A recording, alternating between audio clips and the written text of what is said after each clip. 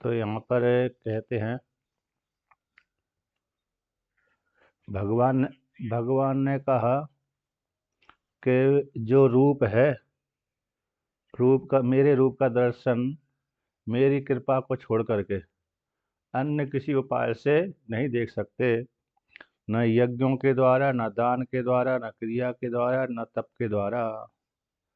और मनुष्य लोक में जो दर्शन किया है, तुमको छोड़कर किसी अन्य ने भी दर्शन नहीं किया। हाँ, अन्य व्यक्ति यदि मेरा इस रूप का दर्शन करना चाहता है तो किस भाव से, किसके द्वारा दर्शन कर सकता है?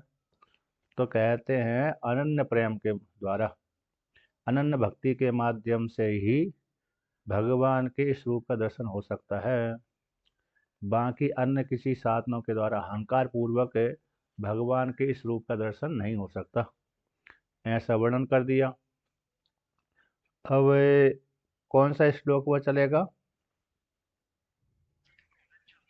49। तो यहाँ पर कहते हैं अर्जुन जब इतना विराट रूप का दर्शन किया था तो उसको दर्शन करके उसको भय लग गया, तो भगवान ने सोम रूप धारण कर लिया था। सोम रूप धारण करने के पश्चात भी कहते हैं, मतलब सोम उसी काल में जब सोम रूप धारण कर रहे थे उससे पहले ही, तो भगवान श्री कृष्ण कहते हैं कि तो जो तुम मेरे रूप को डर रहे थे उससे भय को प्राप्त मत हो। अर्थात अभी उपसंहार नहीं किया था, उपसंहार न करने के कारण अभी भय लगा बना हुआ था। तो अर्जुन के मन को देख करके अर्जुन ने बोला भी है कि मेरा मन स्थिर नहीं है आपके इसके भयंकर रूप को देख करके, इसलिए आप सौम्य रूप धारण कर लीजिए। तो अभी सौम्य रूप धारण नहीं किया था, उस काल में भगवान श्री कृष्ण कहते हैं कि जो मेरे रूप को देख करके तुमको भय हो रहा है उस भय को तुम त्याग दो।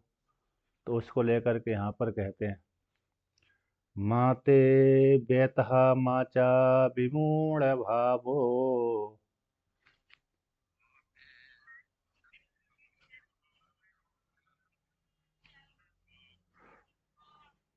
दृष्ट्वा रूपं घोरमिदृङ्गिममेदम्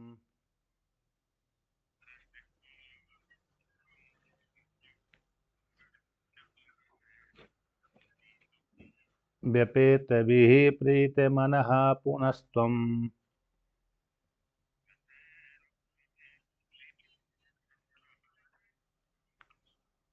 तदेव मे रूपमिदं प्रपश्य।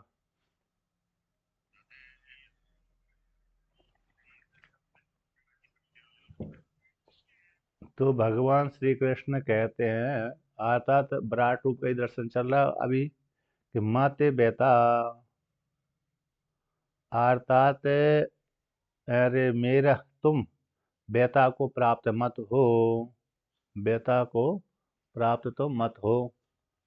तो माते बेटा माचा विमूढ़ भावो, कि मूढ़ता का जो भाव विक्षिप्तता, इसको भी तुम प्राप्त मत हो। क्यों? ईदृंग घोर रूपम दृष्टवा, इस प्रकार के भयंकर रूप को देख करके तुम बेता को प्राप्त मत हो। तदेव में रूपम इदम रूपम प्रपश्य, तुम मेरे उसी रूप को तुम देखो, तुम मेरे इसी रूप को देखो। अब कौन से रूप को देखो? कहते हैं पहले भगवान श्री कृष्ण रे चतुर्भुज रूप में परिणित हुए थे, फिर चतुर्भुज के बाद फिर दो हाथ वाले, यानी विराट रूप के दर्शन को उपसंहार करने के पश्चात चतुर्भुज में आए थे।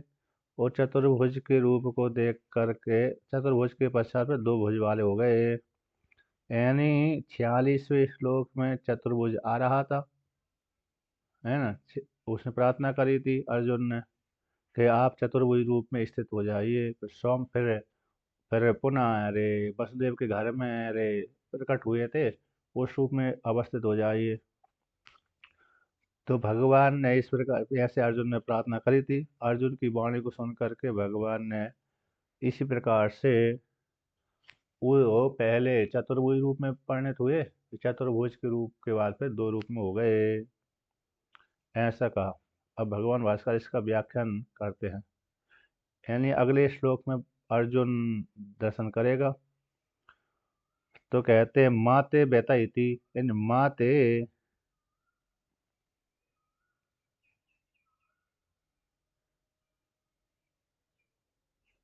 यहाँ पर कहते हैं विश्व रूप दर्शन की इस प्रकार से स्तुति करके, यदि इस विश्व रूप के दर्शन को देख करके भय उत्पन्न हो रहा है तो विवेशी तुम्हें उसको तभी तब तो उसका उपसंहार कर लेना चाहिए।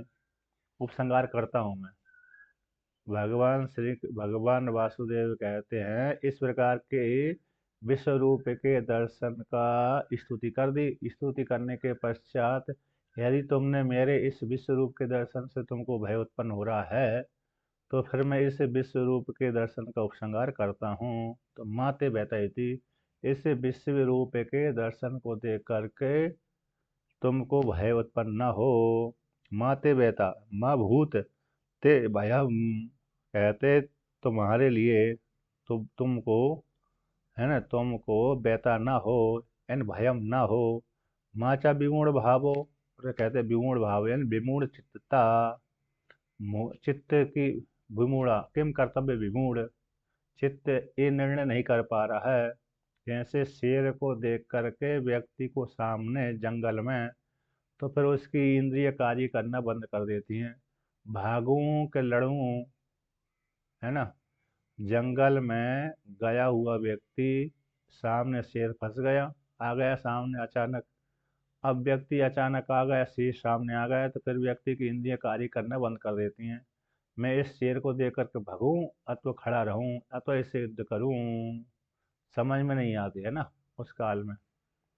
ऐसे कि एक बार ये है ना, इनको हुआ था विवेकानंद जी के विषय में मैंने सुना था। स्वामी विवेकानंद जी जैसे हिमालय क्षेत्र में भ्रमण कर रहे थे, तो भ्रमण करते करते करते रास्ता भटक गए।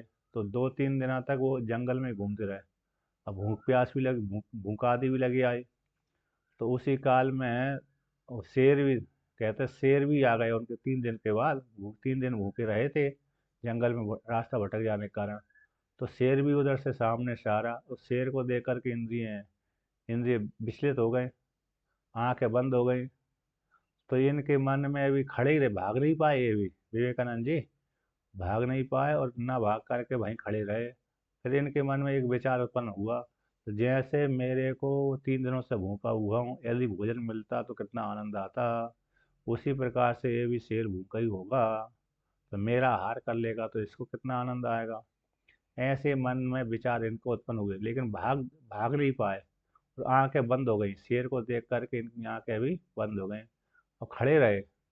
लेकिन शेर उनके पास से निकल के चला गया। खाया नहीं उसने, शेर ने। हाँ, अच्छा उनके बारे में। हाँ उधर ही, वो राम, स्वामी राम तीर्थ है ना। हाँ, ये पंजाब प्रांत में अच्छा अच्छा अच्छा। हाँ, ये मैंने प्रवचन में सुना था महाराज जी के। तो ये मतलब ये शेर ने खाया नहीं उनको। मतलब तो वहां पर क्या हो गया, क्यों कर्तव्य विमूढ़ हो गए ना, मतलब इंद्रियों ने कार्य करना बंद कर दिया। भाग ही नहीं पाए। चाहता तो शेर खा सकता था, लेकिन चिंतन अच्छा होने के कारण ईश्वर की कृपा से उस शेर ने नहीं खाया, पास में से निकल गया। तो उसी प्रकार से विमूढ़ चित्तता, किम कर्तव्य विमूढ़, आता ये करना चाहिए ये नहीं करना चाहिए, समझ में नहीं आता। तो ऐसे इस प्रकार से दृष्टवा उपलब्ध रूपम घोरम ईदृंग एतादृशितम मम इदम, कहते हैं मेरा इसमें भयंकर रूप को देख करके, मम है इदम, व्यपेत भी, जो तुमको मन में उत्पन्न भय हो गए वो भय निकल जाए। यानी विगत भया, व्यपेत भी का अर्थ होगा आप तुम अपने मन से भय को निकाल दो। प्रीत मन, हाँ, अतः मन को कैसे हो जा, अरे इस प्रकार के व्यपेत भी, कहते व्यापेत भी का अर्थ कर दिया है, अरे अरे विगत भी, अतः मन से भय को निकाल दो। प्रीत मन, मन प्रसन्न वाले हो जाओ। और प्रसन्न वाले होकर के तदेव में रूपम इदम प्रपश्य, मेरा उसी रूप को देखो जो मैं वसुदेव के घर में उत्पन्न हुआ था, है ना। और चतुर्भुज के रूप में पहले दर्शन कराते हैं, फिर बाद में दो भुज वाले।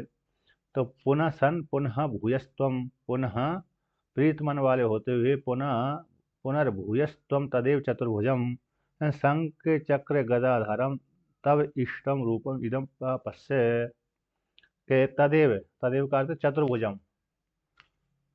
तो चतुर्भुज रूप को, जो शंख चक्र गदा धारण करने वाले चतुर्भुज रूप है उसको, जो तुम्हारे लिए इष्ट है, तुम्हारे लिए कैसे इष्ट है, इस इदम रूपम को तुम देखो। इस प्रकार से भगवान भाष्यकार ने व्याख्यान किया। बहुविध अनुभूतत्वम अभिप्रेत्य इति उक्तम इदम प्रत्यक्ष गो योग्यत्वम।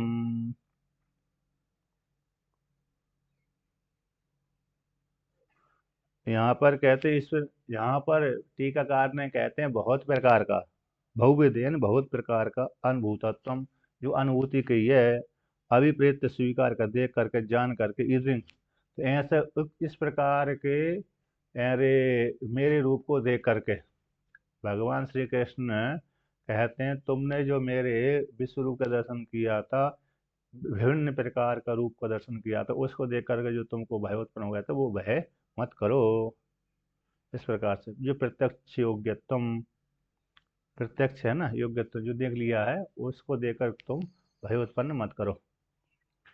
अब ऐसा कहने के पश्चात अर्थात तुम शांत मन वाले हो जाओ, भय को निकाल दो, और मेरे तुम्हारे लिए जो इष्ट रूप है उस इष्ट रूप का तुम दर्शन करो।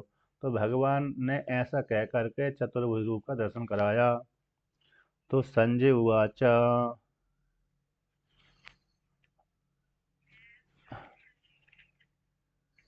इत्यर्जुनं वासुदेवस्तथोक्त्वा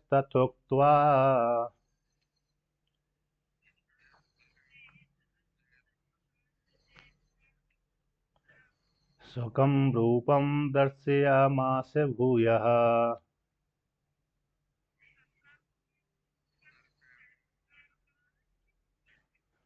आश्वासयामास च भीतमेनम्।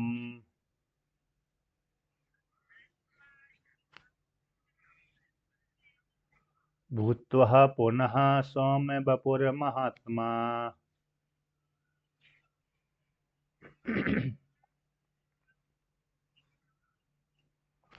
तो यहाँ पर संजय उवाचा, संजय कहते हैं, क्या कहते हैं, संजय महाराज क्या कहते हैं कि इस प्रकार के रूप को देख करके संजय महाराज ने भी वहाँ पर रूप देखा था, आता दिव्य दृष्टि के माध्यम से, है ना। तो संजय, यद्यपि ग्रंथ तो भगवान व्यास जी ने पहले से लिख दिया था, ये तो भूत की घटना अरे सुनाई थी।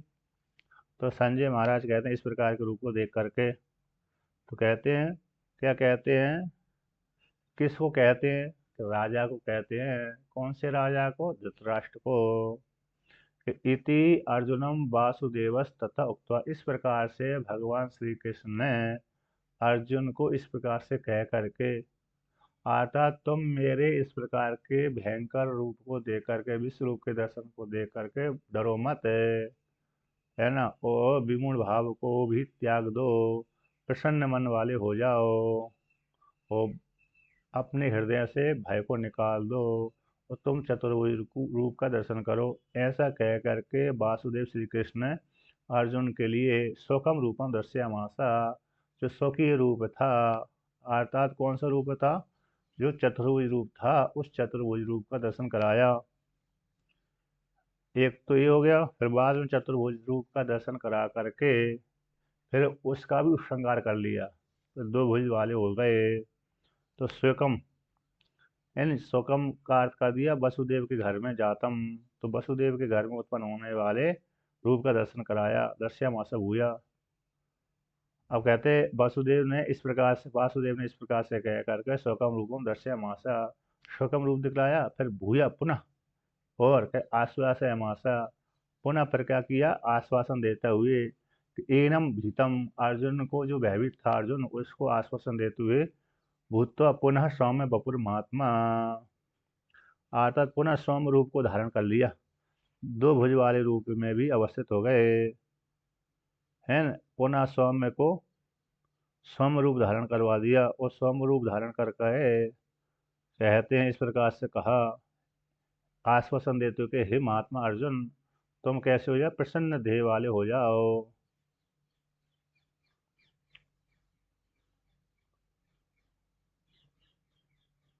ऐसा इस प्रकार का अर्थात कैसे हो जाओ, तुम प्रसन्न वाले हो जाओ। यानी भगवान ने भी चतुर्भुज रूप का उपसंहार, पहले विराट रूप का उपसंहार किया, फिर चतुर्भुज रूप का उपसंहार कर लिया, फिर दो भुज में आ गए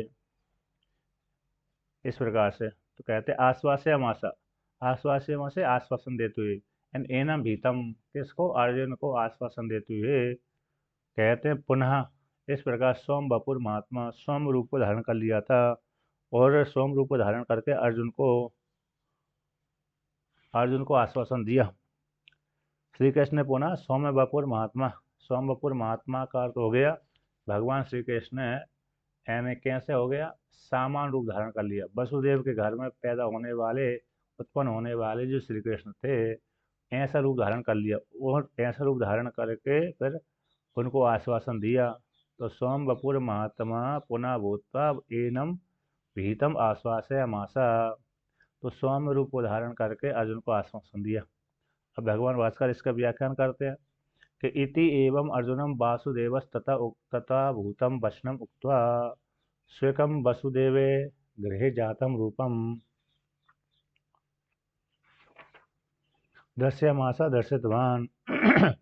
इस प्रकार से अर्जुन, डरे हुए अर्जुन को वासुदेव श्री कृष्ण ने तथा भूतम वचन कह करके, तो कहते स्वयं यानी वसुदेव के घर में उत्पन्न होने वाले रूप को दिखलाया था, यानी दिखलाया था। तो यहाँ पर कहते हैं तथा भूतम, तो तथा भूतम वचनम माया प्रसन्न, मेरी प्रसन्नता से, इत्यादि में यहाँ पर कहते हैं चतुर्भुज रूपम। तो यहाँ पर टीकाकार कहते हैं इसको मेरी प्रसन्नता के द्वारा ही इस प्रकार के रूप का दर्शन हो सकता है। तो चतुर्भुज पहले उपसंहार किया, यानी विराट रूप का दर्शन को बाद फिर चतुर्भुज रूप का दर्शन कराया, और चतुर्भुज के बाद फिर दो भुजा वाले हो गए इस प्रकार से कहा। अब कहते हैं किम तस्य रूपस्य परिचित पूर्वस्य प्रदर्शनेन प्रसन्न ध्येयत्वेन चार्जुनम प्रति आश्वासम भगवतो युक्तम इति अत्र हेतु। तो यहाँ पर कहते हैं पुनः भूया, यानी पुनर् आश्वासयमासा च आश्वासित वांस, तब आश्वासित वांश्च भीतम एनम भूत्वा पुनः सौम्य बपुर प्रसन्न देहो आत्मा महात्मा। कहते हैं अर्जुन को ऐसा कौन सा परिचित रूप को दिखलाया भगवान श्री कृष्ण ने और आश्वासन दिया। कहते पुनः भगवान ने आश्वासन दिया था, चतुर्भुज रूप को उपसंहार करने के पश्चात भगवान वासुदेव श्री कृष्ण ने अपना, जो वसुदेव के घर में पैदा हुए थे, उत्पन्न हुए थे, तो ऐसे जो सौम्य बपुर है प्रसन्न देह हो, यानी महात्मा भगवान श्री कृष्ण ने ऐसे डरे हुए अर्जुन को, जो वसुदेव के घर में उत्पन्न हुए थे, ऐसे रूप धारण करके ही पुनः फिर आश्वासन दिया। क्या दिया, आश्वासन दिया, अर्थात चतुर्भुज रूप का उपसंहार करने के पश्चात दो भुजा वाले हो गए थे, तो दो भुजा होकर के फिर पुनः आश्वासन दिया था। इस प्रकार से भगवान श्री कृष्ण ने अर्जुन को इस प्रकार आश्वासन दिया और संजय ने धृतराष्ट्र सुनाया। अब अर्जुन कहता है, कहते अर्जुन उवाच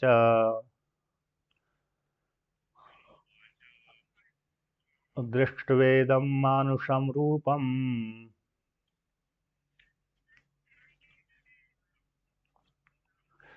तब्य सौम्यं जनार्दन,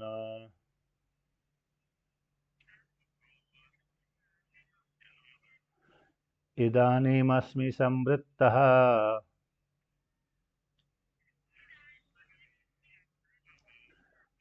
सचेतः प्रकृतिं गतः।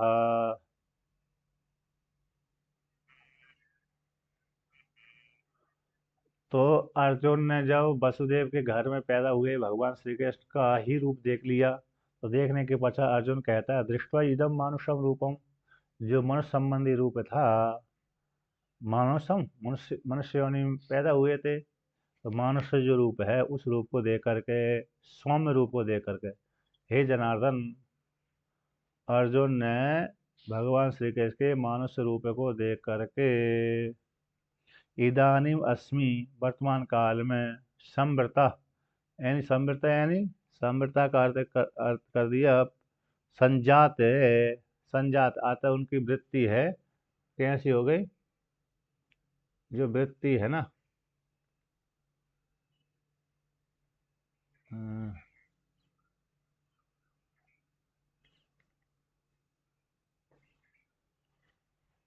तो वो कहते हैं, अ, जो घंटुरिया है ना, घंटुरिया वर्मा जी की, अ, तो कहते हैं, अर्थात कहते हैं संवृता, संवृता यानी कर दिया, संवृता का अर्थ है संजात, अर्थात इनकी अब इंद्रियां कैसे चेष्टा करने लगी, इंद्रिय अपने अपने स्थान पर स्थित हो गई, मन प्रसन्न हो गया, मन कैसा हो गया, प्रसन्न हो गया, कहते हैं, और सचेता, चेतना आ गई, अर्थात पहले जो डरे हुए थे, किम करता विमूढ़ चेतता हो गई थी, अब वो कहते सचेता, यानी बुद्धि ठीक ठीक कार्य करने लगी, बुद्धि है, मन है, ठीक ठीक कार्य करने लगा, प्रकृतिम गता, प्रकृतिम गता, यानी अपने स्वभाव में स्थित हो गई, सारी इंद्रिय अपने अपने स्वभाव में स्थित हो गई, किसको, भगवान श्री कृष्ण के मानस रूप को देख करके अर्जुन की सारी इंद्रियां कैसे हो गई, अपने अपने प्रकृति में स्वभाव में स्थित हो गई, अर्थात उसी प्रकार से उसका भय भी निकल गया, जो अभी इस प्रकार के विराट रूप के दर्शन करने से जो भय उत्पन्न हुआ था, वो भय निकल गया, सामान्य स्थिति में आ गया, स्वाभाविक स्थिति में आ गया। तो कहते हैं, दृष्ट्वा इदम मानुषम रूपम मत सकम प्रसन्नम, तब सौम्यम जनार्दन, हे जनार्दन, कहते हैं इस प्रकार से मानुष रूप को देख करके जो मेरा सखा है, मत सकम, मेरा जो सखा है, ऐसे सखा के प्रसन्न मुख वाले, यानी प्रसन्न आत्मा वाले जो भगवान श्री कृष्ण हैं, ऐसे प्रसन्न आत्मा को देख करके, भगवान श्री कृष्ण के रूप को देख करके, सौम्य रूप को देख करके, कहते हैं, इदानीम, अधुना वर्तमान काल में, अस्मि संवृता संजाता, अर्थात वर्तमान काल में मेरी इंद्रिय कैसे अपने अपने गोलकों में स्थित हो गई, अर्थात ठीक ठीक कार्य करने लगी, किम, किस प्रकार ठीक ठीक कार्य करने लगे, कि सचेता, प्रसन्न चित्त, प्रसन्न चित्त वाला हो गया, नहीं, अंतःकरण कैसे हो गया, प्रसन्न हो गया, मन वाला हो गया, प्रकृति में स्वभावम गता, प्रसन्न चित्त है, प्रकृति ही स्वभावम गत चास्मी, वो अपने स्वभाव में स्थित हो गया, उसकी जो स्थिति थी, स्वभाव था, इंद्रिय थी, तो इंद्रिय अपने अपने ठीक ठीक कार्य करने लगी, मन स्थिर हो गया, मन में कोई भी भय उत्पन्न नहीं रह रहा, तो मन में जो भय उत्पन्न हो गया था, बुद्धि निर्णय नहीं कर पा रही थी, वो सारा भय कैसे समाप्त हो गया, इस प्रकार से जब सौम्य रूप को धारण कर लिया, यानी सौम्य रूप को धारण करने से फिर व्यक्ति का मन कैसे हो जाता है, सामान्य स्थिति में रहता है, तो ठीक कार्य करता है। अब अद्भुत रूप को दर्शन कर लेता है अचानक वाला, तो फिर ये इंद्रिय कैसी हो जाती हैं, कार्य करने, कुछ कभी कभी कार्य करती हैं, कभी कभी नहीं भी करती हैं, तो इस प्रकार से उसकी इंद्रिय कार्य करना बंद कर दिए थे, मन विक्षिप्त हो गया था, क्या करूं क्या ना करूं, समझ में नहीं आ रहा, जब सामान्य स्थिति में आ गया, भगवान का रूप देख करा, तो ये देख करके उसकी इंद्रिय भी कैसी सामान्य स्थिति में आ गई, अर्थात मन स्थिर हो गया, इस प्रकार से अर्जुन ने कहा। अर्जुन की वाणी को सुन करके भगवान कहते हैं, श्री भगवान उवाच,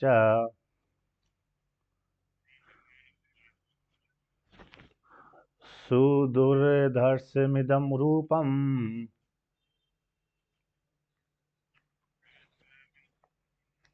दृष्ट्वानसि यन्मम,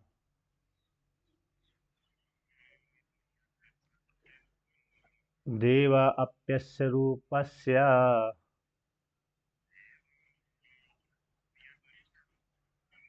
नित्यं दर्शनकांक्षिणः।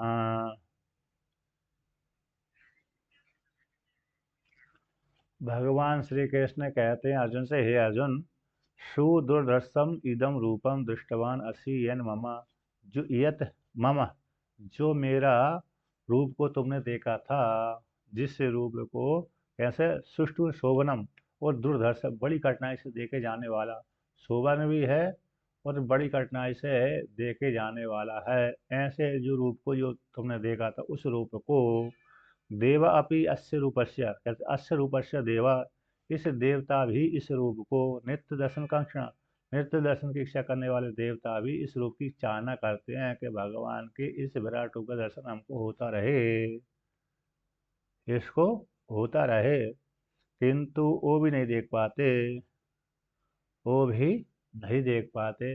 जिस रूप को तुमने देखा है, मेरा शोभन और दुर्धर्ष, इस रूप को तो देवता भी देखना चाहते हैं किंतु वो भी नहीं देख पाते, इस प्रकार से।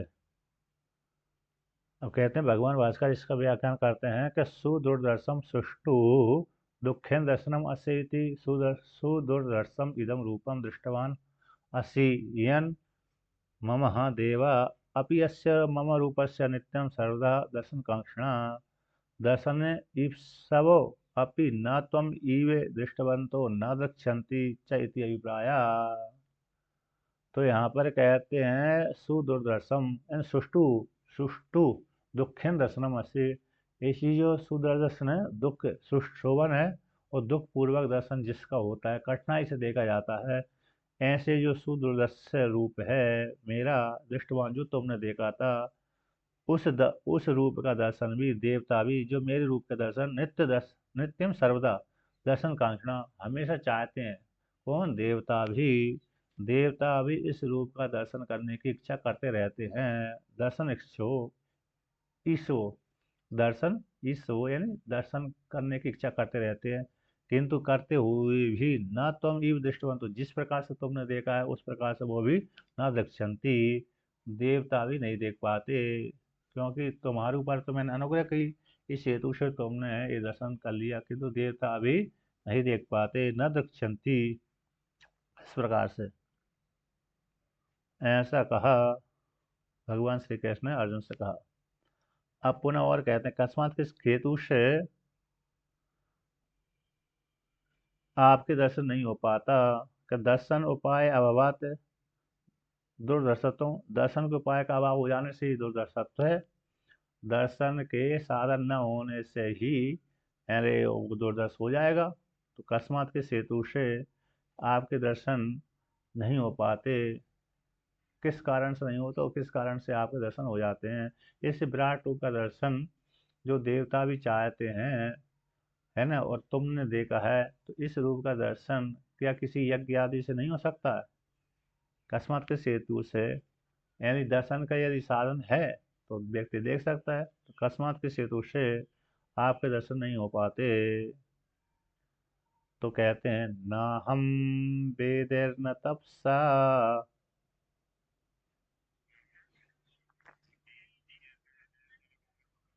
न दानेन न चेज्जया,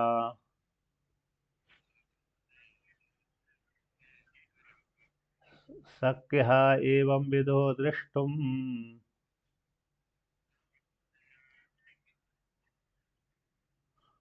दृष्टवानसि माम यथा।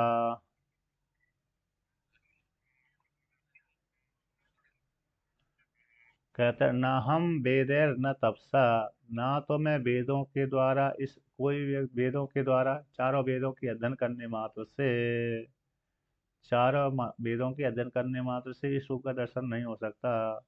तपस्या के द्वारा हो जाएगा कि? तपस्या के द्वारा भी नहीं। दान के द्वारा व्यक्ति दर्शन कर लेता है तो दान के द्वारा भी नहीं। यज्ञों के द्वारा दर्शन कर सकते, यज्ञिया यानी यज्ञों के द्वारा, हवन अग्निहोत्र आदि कर्मों के द्वारा, ना यज्ञों के द्वारा सत्य, यानी व्यक्ति मेरे क्या दर्शन नहीं कर सकता। एवं विदो दृष्टुम दृष्टवान असी माम यथा, जिस प्रकार से तुमने मेरे इस रूप का दर्शन किया है, उस रूप का दर्शन इन वेदों के स्वाध्याय से, तपस्या के द्वारा, दान के द्वारा, यज्ञ के द्वारा नहीं हो सकता।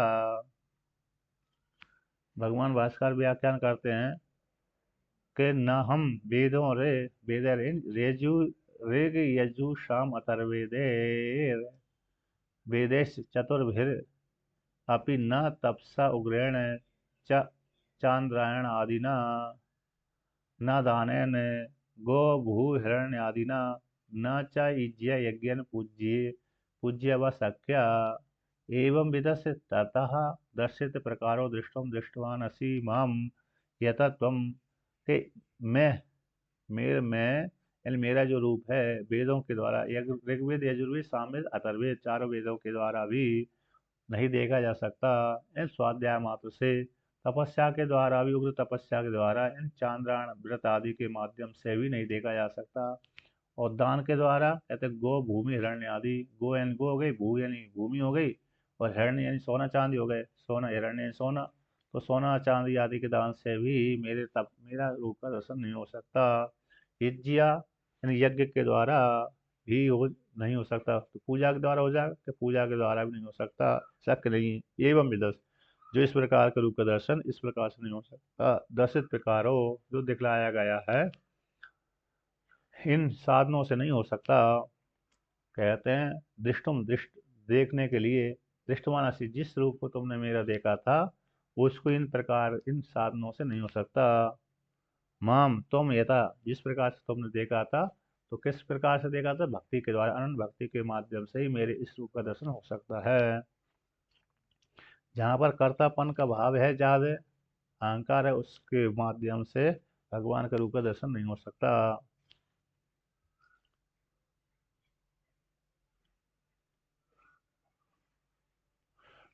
यहाँ पर कहते हैं यदि वेद आदि उपायों के होने पर भी भगवान का उक्त रूप न शक्य दृष्टुम, जब देखने के लिए समर्थ नहीं है तो किसी न किसी साधन के द्वारा नहीं है, तो फिर आपका दर्शन नहीं हो सकता है। तो दर्शन का योग्य होने से दृष्टुम अशक्यत्वम, दर्शन के योग्य नहीं है, दर्शन के योग्य न होने से व्यक्ति नहीं देख सकता। जैसे खरगोश के सींग नहीं होते तो व्यक्ति नहीं देख पाता, खरगोश के जैसे सींग नहीं होते पुष्प, और आकाश का पुष्प नहीं होता। जैसे आकाश का पुष्प नहीं लगता, वो खरगोश के सींग नहीं होते।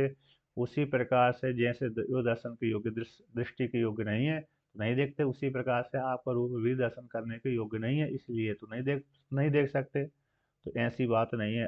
दृष्टवान असीमाम यथा जिस प्रकार से तुमने देखा है, इस प्रकार से अन्य व्यक्ति इसको छोड़कर, इस प्रकार को छोड़ करके, जो जो तुमने दृष्ट में देखने के लिए दृष्टवान असी, जो तुमने मेरे रूप को देखा, जिस प्रकार से देखा है उस प्रकार से देख सकता है व्यक्ति। लेकिन इससे इतर के द्वारा, तुम्हारे तुम्हारे से इतर भिन्न मार्ग के माध्यम से देखना चाहता है तो नहीं देख सकता। भगवान कहते हैं कि जो तुमने मेरे विराट रूप का दर्शन किया, जिस प्रकार से किया है अनंत भक्ति के द्वारा, शरणागत के माध्यम से तुमने मेरे विराट रूप का दर्शन किया है, तो इस प्रकार से इस विधि से तो देख सकता है व्यक्ति। किंतु अहंकार से युक्त होकर के तपस्या के माध्यम से, स्वाध्याय मात्र मार्ग के माध्यम से दर्शन नहीं कर सकता। ऐसी बात नहीं कि भगवान के दर्शन न हो, भगवान के विराट रूप के दर्शन न हो, ऐसी बात नहीं। आनंद भक्ति के माध्यम से ही देख सकता है।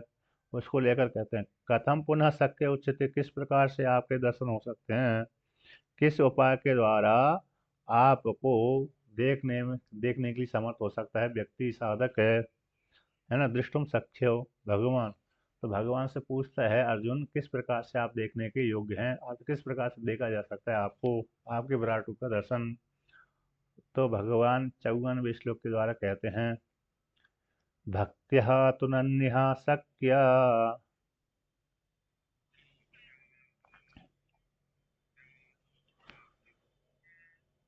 अहमेवं विदोऽर्जुन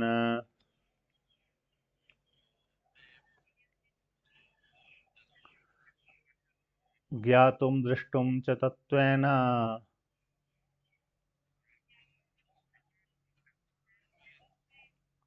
प्रवेष्टुं च परन्तप।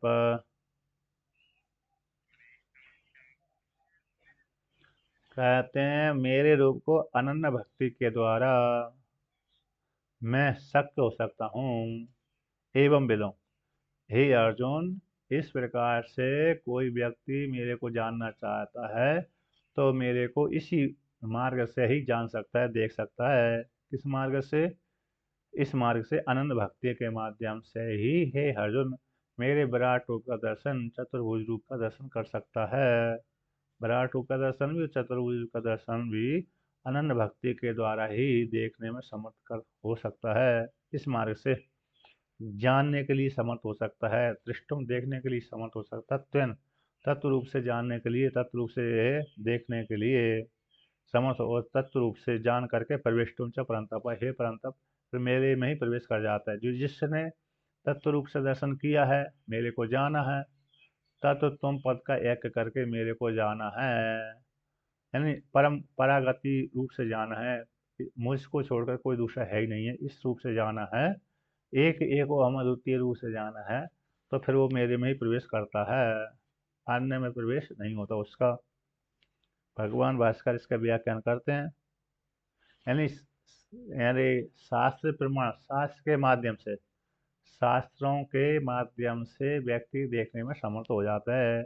मार्ग तो शास्त्र ही है, चारों वेद ही, चारों वेदों के माध्यम से आचार्य के मुखारबिंद से श्रवण करके, चारों वेदों के माध्यम से, भक्ति के माध्यम से व्याख्या कर लेता है, व्यक्ति परमात्मा का साक्षात्कार कर लेता है। साधन तो शास्त्र ही है। अब भगवान कहते हैं भक्त्या तो किम विशिष्टया, कि भक्ति भी किन किन विशेषणों से विशिष्ट होकर के भक्ति के द्वारा साधक जान सकता है परमात्मा को, उसको लेकर कहते हैं कि अनन्या अपृथक भूतया भगवतो अन्यत्र पृथक न कदाचित अपि या भवति स तु अनन्या भक्ति सर्वैर सर्वैरपि करणैर वासुदेवाद अन्यत् न उपलभ्यते, यह स अनन्या भक्ति से तया भक्त्या शक्यो हम एवं विदो विश्वरूप प्रकारो ही अर्जुन। ज्ञातुम शास्त्रतो न केवलम ज्ञातुम शास्त्रो दृष्टुम च साक्षात्कर्तुम तत्त्वेन तत्त्वतः प्रवेष्टुम च मोक्षम च गंतुम परंतपः। हे अर्जुन, अनन्य भक्ति के द्वारा, अपृथक भूत भक्ति के द्वारा, अपृथक भूत भक्ति के द्वारा इन भगवान से अन्यत्र पृथक है, अन्यत्र पृथक न कदाचित अपि, भगवान से मैं पृथक हूँ ही नहीं, किसी भी काल में नहीं हूँ भगवान से भिन्न, भगवान को छोड़कर मैं दूसरा है ही नहीं, मेरे में और भगवान में कोई भेद है ही नहीं है, पृथक है नहीं। तो यह जिस प्रकार की भक्ति होती है और भगवान को छोड़कर किसी दूसरे का आश्रय लेता ही नहीं है, मैं भगवान से भिन्न नहीं हूँ और भगवान मेरे से भिन्न नहीं है, और भगवान को छोड़ करके किसी दूसरे का सहारा नहीं लेता, भगवान को छोड़ करके किसी दूसरे का सहारा लेते नहीं, अन्य किसी की उपासना करता ही नहीं है। ऐसे सामान्य धन कमाने के लिए व्यक्ति हर किसी की साधना करता है, कभी ये कार्य किया, कभी वो कार्य किया, कभी वो कार्य किया।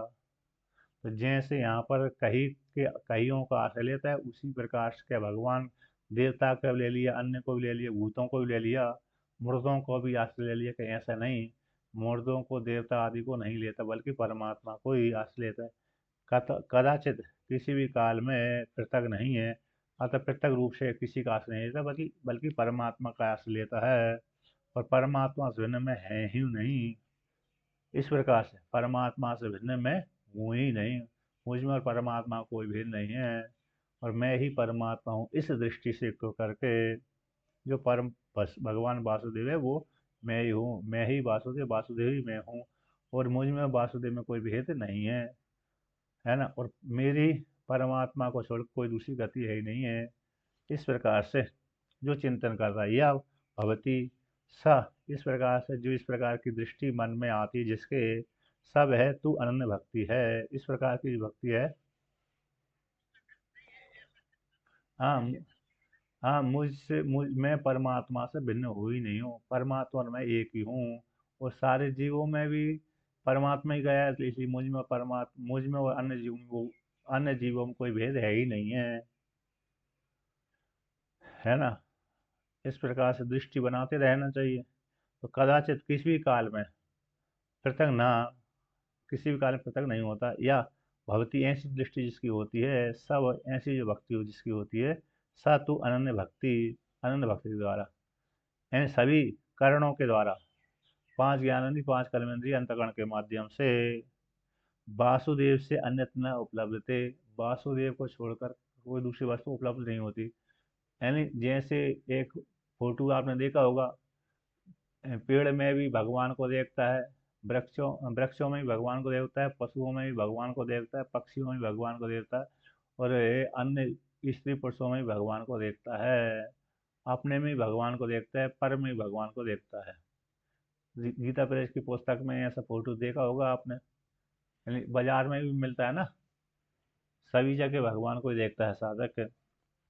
तो इसलिए कर्णों के द्वारा वासुदेव, सभी कर्णों के द्वारा, सर्वै कर्ण ही बोल दिया, सभी कर्णों के द्वारा, सारी इंद्रियों के द्वारा, तो सारी इंद्रियों के माध्यम, ज्ञान इंद्रिय कर्म इंद्रिय अंतकरण के माध्यम से परमात्मा से यानी वासुदेव से अन्यत्र न उपलब्ध थे। वासुदेव से भिन्न किसी दूसरी की उपलब्धि होती नहीं है। पशु में भी है, पशु की आकृति दिख रही, किंतु उसके भीतर भी भगवान को ही देखता है। वृक्ष से दिख तो रहा है, आकृति विशेष ऐसा है, लेकिन उसके भीतर भी भगवान ही देखता है। तो वासुदेव से अन्यथा उपलब्ध नहीं होता जिसका, ऐसा उसका। तो यह ऐसा अनन्य भक्ति, ऐसी भक्ति को अनन्य भक्ति बोलते हैं। ऐसी भक्ति को क्या बोलते हैं, जिसके द्वारा, ऐसी भाव के द्वारा जो इस प्रकार से जानता है, स अनन्य भक्ति कहलाती। तय उस अनन्य भक्ति के द्वारा शक्यो हम, अर्थात मैं जानने में समर्थ हो, मैं जानने योग्य हो जाता हूँ। इस भक्ति के द्वारा व्यक्ति मेरे को जान लेता है, अपरोक्ष साक्षात्कार कर लेता है। अर्थात एवं विदो यानी विश्व रूप प्रकारो, जो मेरा विश्व रूप का दर्शन है, इस भक्ति के द्वारा व्यक्ति करने में समर्थ हो जाता है। इस प्रक्रिया के द्वारा एवं विदो यानी विश्व रूप का जो प्रकार है, इस अनन्य भक्ति के द्वारा ही व्यक्ति साधक है, अधिकारी है, जानने में समर्थ हो जाता है, देखने में समर्थ हो जाता है। हे अर्जुन, ज्ञातुम यानी किससे, शास्त्र, तो शास्त्र से जानने में समर्थ हो जाता है। न केवल ज्ञातुम, केवल जानना ही शास्त्र से समर्थ नहीं होता, बल्कि शास्त्र तो दृष्टुम चा, देखने में समर्थ होता, अर्थात साक्षात करने में भी समर्थ हो जाता है। जानना ही अकेले नहीं है, परोक्ष रूप से जानना ही अकेले नहीं, बल्कि अपरोक्ष साक्षात्कार कार्य भी कर लेता है आनंद भक्ति के द्वारा। एक जानना होता है, सुन करके जानना हुआ, लेकिन अपरोक्ष साक्षात्कार नहीं हुआ। जैसे हम जो अभी पढ़ रहे हैं, सुन रहे हैं, तो अभी परोक्ष ज्ञान हो रहा है। अब इसी को निरंतर चिंतन करने से वो अपरोक्ष में परिवर्तन हो जाता है ना। निरंतर चिंतन करने से किसी ज्ञान को अपरोक्ष में परिवर्तन कर लेता है साधक। तो इस प्रकार से कहते हैं, केवल शास्त्र से जानने अकेले नहीं है, बल्कि शास्त्र से दृष्टुम च, साक्षात करने में समर्थ हो जाता है आनंद भक्ति के द्वारा। तो वो कहते हैं तत्व ने तत्वता, जब इसने तत्व रूप से साक्षात्कार कर लिया, तत्व रूप से जान लिया, तो तत्व रूप से प्रविष्ट करने में, प्रविष्ट में मोक्षम गंतुम, प्रविष्ट करने के लिए भी समर्थ हो जाता है।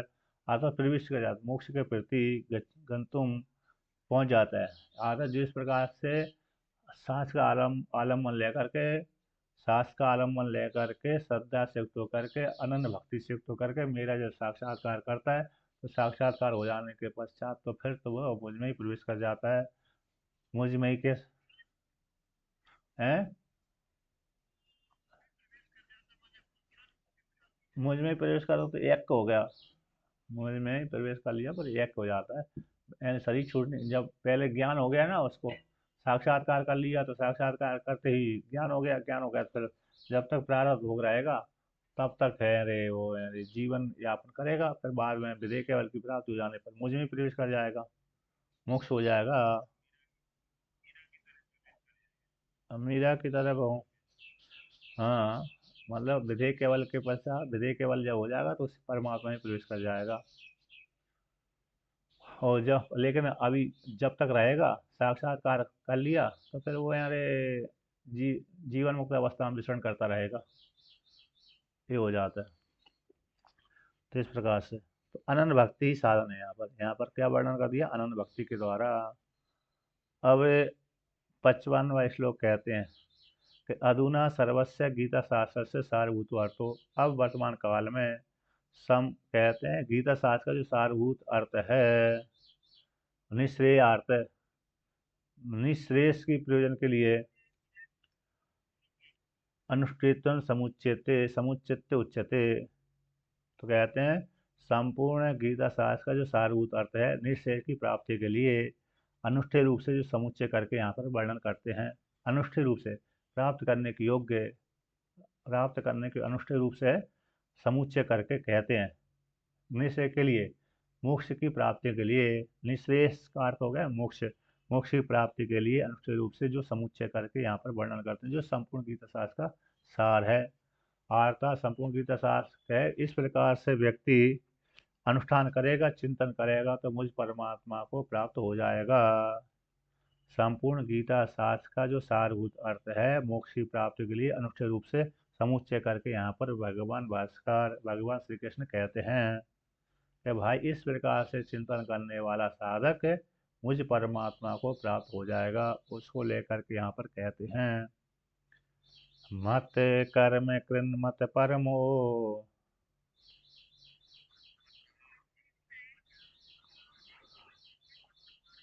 मद भक्त संग वर्जित।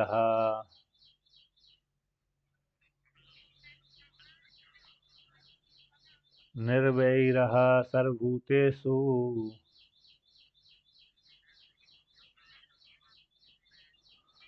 यासा मामेति पांडवः।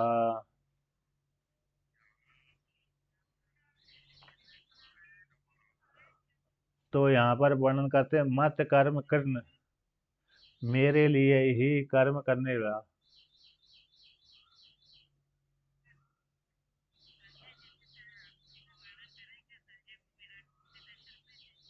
हाँ, संजय को तो विराट रूप के दर्शन हो रहे हैं। संजय को जब उसने दिव्य दृष्टि का प्रयोग किया, जब तक संजय ने दिव्य दृष्टि का प्रयोग नहीं किया तब तक उसको विराट रूप के दर्शन नहीं हुए थे। और जैसे ही संजय ने दिव्य दृष्टि का प्रयोग किया तो उसको विराट रूप के दर्शन हुए थे। देवताओं को अर्जुन को तो उसी काल में दर्शन हुए थे। देवताओं को, ऋषियों को और अर्जुन को भगवान श्री कृष्ण के विराट रूप का दर्शन उसी युद्ध क्षेत्र में हुए थे। किंतु अर्जुन ने तो 10 दिनों के बाद दर्शन किए थे, भूतकाल के, क्योंकि 10 दिनों के बाद उसने कथा सुनाई थी। तो इसलिए संजय ने भी विराट रूप के दर्शन किए थे। अ, तो अब यहाँ पर कहते हैं मत कर्म कृन मेरे लिए कर्म करने वाले हो जाओ।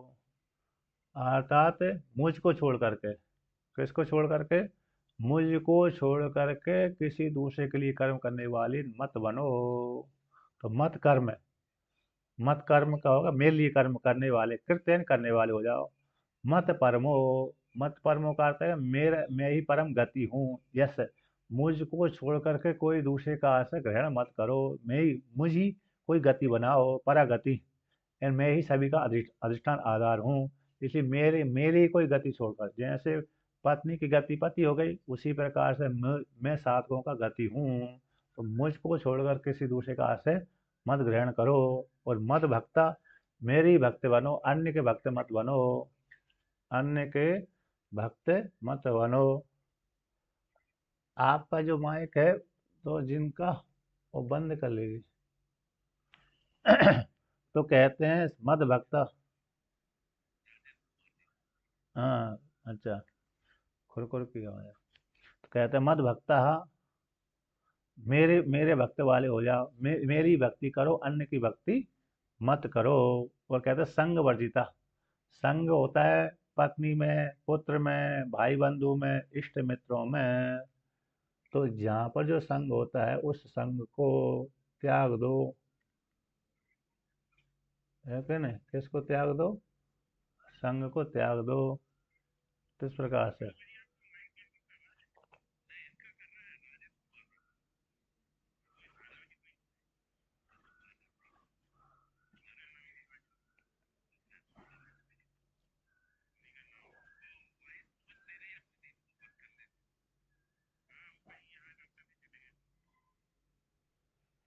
तो देखिए,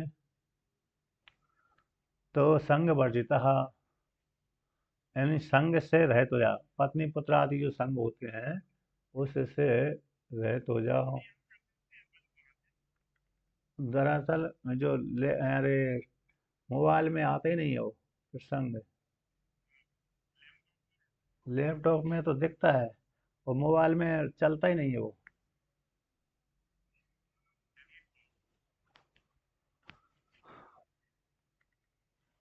तो देखिए, तो निर्वैरा, किसी में बैर न रखे, सर्वभूतेषु, किसी सारे भूतों में बैर न रखे, निर्वैर वाला।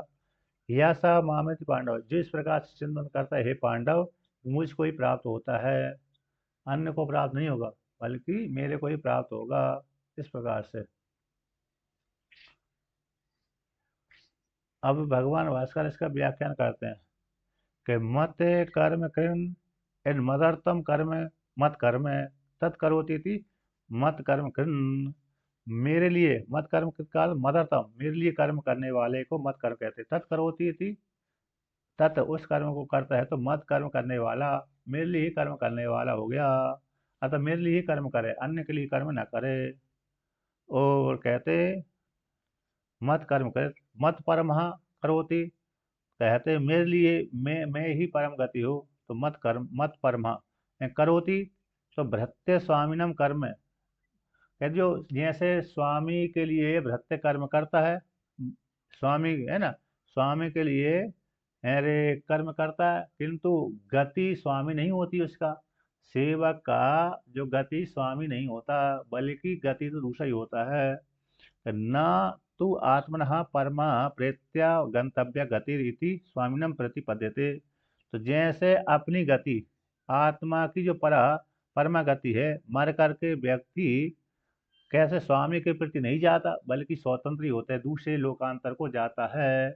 जो स्वामी के लिए कर्म करता है, स्वामी के लिए जो कर्म करता है, तो ऐसे कर्म करने वाला व्यक्ति की जो गति है वो स्वामी नहीं होता, है ना। भृत्य जो स्वामी के लिए कर्म करता है, भृत्य जो स्वामी के लिए कर्म करता है, वह कर्म है। वो कर्म कैसे है, वो कर्म करने के पश्चात उसकी जो गति स्वामी नहीं होती, स्वामी मतलब जो इसका स्वामी होगा, भृत्य का जो स्वामी होगा, वो मर करके व्यक्ति स्वामी को प्राप्त नहीं होगा, अपने राजा को प्राप्त नहीं होगा, स्वामी को प्राप्त नहीं होगा, बल्कि वो दूसरे लोकांतर फल को जाएगा, लोकांतर को प्राप्त करेगा। एंड जो उसकी आत्मा की जो परमा गति है, प्रेत्य मर करके गंतव्य गति होती है, वह स्वामी के प्रति नहीं होती। जैसे स्वामी सेवक भाव होता है वहां पर, किसमें, सामान्य स्त्री पुरुषों में, तो मर करके व्यक्ति वह अपने स्वामी के पास साथ स्वामी को ही प्राप्त नहीं होता, बल्कि लोकांतर फल को प्राप्त कर लेता है। उसका शरीर अलग रहता है, स्वामी का शरीर अलग बना रहता है। स्वामी भी मर करके जाएगा तो वह लोकांतर को चला जाता है, उसका सेवक भी मर करके जाएगा, दूसरे लोकांतर को चला जाएगा, किंतु उस वो सेवक की जो गति है, यानी उसमें स्वामी में प्रवेश करना रूप गति नहीं होती। किंतु अयम तु मत कर्म कृन मामे परमा गति ही प्रतिपद्यते, इसी मत परमो हम परमः परः गतिर यस सो हम सो अयम मत परमहस, कहते हैं किंतु जो मैं अयम है, जो मेरे लिए कर्म करता है साधक है, मेरे लिए कर्म करने वाला साधक मेरे को ही परम गति, मुझको ही परम गति मानता है, तो मेरे को ही परम गति में ही हूँ, तो मुझको ही प्राप्त होता है, इसलिए वो मत परम वाला हो गया, मेरे आश्रय वाला हो गया, तो मैं ही उसका परमहीन परागति हूँ, अर्थात अंतिम में जाकर के मुझ परमात्मा को प्राप्त होता है। यस सो, यस जिसका, सो हम में मत परमहा, वो मैं परम गति वाला हूँ उसके लिए, अर्थात मेरे को ही परम गति मानता है, मुझ ईश्वर को ही परम गति मानता है, अतः मैं भगवान को ही प्राप्त हो गया हूँ, भगवान को छोड़ करके कोई मेरी दूसरी गति नहीं है। अन्य जो दूसरे की सहायता लेता है तो वो गति नहीं है, थोड़ी देर के लिए सहायता लेता है, लेकिन मर करके व्यक्ति वो उसको फल को प्राप्त नहीं करता, अतः राजा आदि की सेवा करने वाला व्यक्ति राजा को प्राप्त नहीं होता, बल्कि भगवान की सेवा करने वाला जैसे भगवान को प्राप्त हो जाता है, ऐसी राजा की सेवा करने वाले को तो राजा की प्राप्ति नहीं होती, बल्कि लोकांतर फल की प्राप्ति होती है उसको। तो इसलिए तो कहते हैं यहाँ के मैं ही परम गति हूँ उसको। तथा उसी प्रकार से मद भक्तो मामेव सर्व प्रकार ही सर्वात्मनः सर्व उत्साहन भजता इति मद भक्ता, कि मेरा जो भक्त है मेरे लिए ही भक्ति करे और मुझको ही सभी प्रकारों के द्वारा, सर्वात्म रूप से सारे उत्साह के द्वारा मेरा ही भजन करता है, मुझको छोड़कर किसी दूसरे का भजन नहीं करता। ज्ञान इंद्रिय कर्म इंद्रियों के माध्यम से भगवान के लिए ही सब कुछ करता है। जैसे मंदिर में है ना, मंदिर में जाता है तो पुष्प भी चढ़ाता है, कीर्तन भी करता है, जाप भी करता है, ध्यान भी करता है, तो मेरी प्राप्ति के लिए करता है, मेरा ही सेवन करता है। साफ सफाई भी करता है तो परमात्मा की प्राप्ति के लिए करता है। ये हो गया, मेरे सारे सारे उत्साह से सर्व उत्साह से मेरा ही सेवन करता है, इसी कहता है मद भक्ता भजते हैं। भज सेवायाम धातु है, तो मेरा ही सेवन करता है। संग वर्जित, धन कहाँ कहाँ पर अरे संग होता है कि धन में, पुत्र में, मित्र, धन पुत्र मित्र कलत्र बंधु वर्गेशु। धन को लेकर के संग होता है, पुत्र को लेकर संग होता है, मित्र को लेकर संग होता है, कलत्र यानी पत्नी को लेकर के, बंधु यानी भाई बंधु, माता पिता भाई बंधु, और वर्गों में, जाति वालों में, ये यहाँ पर संग बना रहता है। तो कहते इन सबसे रहित है, संग वर्जिता, इन संग यानी प्रीति यानी स्नेह, तद वर्जिता, तो सारे संगों से रहित होकर के, स्नेह से रहित होकर के, प्रीति से रहित होकर, यहाँ पर किसी भी जगह पर आसक्ति नहीं करता, इसको बोलते हैं तद वर्जिता, यानी संग से रहित। निर्वैरो, निर्गता वैर है, सर्वभूतेषु शत्रु भाव रहिता, आत्मनो आत्मनो अत्यंत अपकार प्रवृत्तेषु अपि यः ईदृशो मद्भक्तः स माम एत्या माम एत्य हम एव तस्य परा गति नान्य गति काचिद भवति अयम तब उपदेशो इष्टो मया उपदिष्टो हे पांडवा इति। कहते हैं निर्गत निर्वैर यानी, कहते हैं निर्गत वैर है, इन सारे भूतों में शत्रु भाव से रहित हो जाए, यानी कोई व्यक्ति मेरा अपकार करता है तो कहते उसमें भी अत्यंत अपकार करने वाले, अत्यंत रूप से अपकार करने वालों में भी वैर न रखे। अत्यंत रूप से आत्मा में जो अत्यंत अपकार करता है, उनके अपकार करने वाले प्रवृत्तों में भी जो नहीं करता, वैर नहीं रखता।